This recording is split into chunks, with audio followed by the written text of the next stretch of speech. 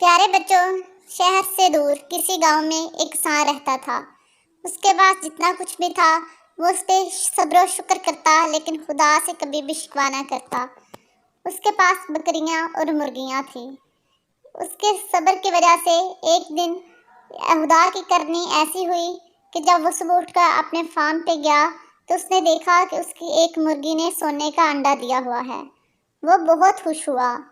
وہ اس انڈے کو لے کر شہر کی طرف گیا۔ وہاں پہ جا کے اس نے اسے بیچا تو اسے اس کے بدلے میں بہت سے پیسے ملے۔ وہ بہت خوش ہوا۔ اسی طرح وہ ہر روز صبح اٹھتا تو وہ دیکھتا کہ اس کی مرغی ڈیلی کا ایک سونے کا انڈا دینے لگی ہے۔ وہ بہت خوش ہوتا اور جا کے شہر بیچ آتا۔ کہتے ہیں نا، جب تک آپ خدا کا شکر کرتے ہیں تب تک سب صحیح چلتا ہے، لیکن اس کے دل میں لالچ آ گیا تھا۔ اس نے سوچا کہ میں روز ایک انڈا لے کر جاتا ہوں، اسے بیچتا ہوں اور پیسے لے کے آتا ہوں، اس طرح تو میں آہستہ آہستہ امیر ہوں گا۔ کیوں نہ میں مرغی کے پیٹ سے سارے انڈے ایک ہی دفعہ نکال لوں تاکہ میں ایک دفعہ ہی امیر بن جاؤں۔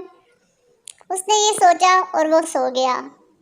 صبح ہوئی تو صبح وہ اپنے فارم پر گیا۔ اسے پھر سے آج سونے کا انڈا ملا اور اس نے جو کچھ رات کو سوچا تھا مرغی کو مار کر انڈے حاصل کرنے کے بارے میں، اس نے کہا کیوں نہ آج اس پر عمل کیا جائے۔ اس نے چھری لی اور مرغی کو ذبح کر دیا، لیکن یہ کیا، وہ بہت زیادہ اداس ہوا کیونکہ مرغی کے پیٹ میں تو کوئی سونے کا انڈا تھا ہی نہیں۔ وہ بہت شرمندہ تھا اپنی اس غلطی پر۔ اسے ڈیلی کا ایک سونے کا انڈا ملتا تھا، لیکن آج سے تو اسے وہ بھی نہیں ملے گا کیونکہ اپنی بے وقوفی اور لالچ میں آنے کی وجہ سے وہ اسے گنوا بیٹھا تھا۔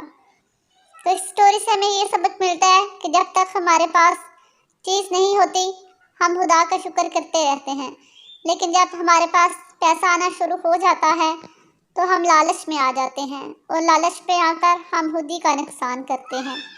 امید کرتی ہوں بچوں آپ کو آج کی سٹوری پسند آئی ہوگی۔ اگر آپ کو سٹوری پسند آئی ہے تو ہمارے چینل کو لائک، سبسکرائب اینڈ شیئر کرنا مت بھولیے گا۔ ملتے ہیں نیکسٹ ویڈیو میں، تب تک کے لیے اللہ حافظ۔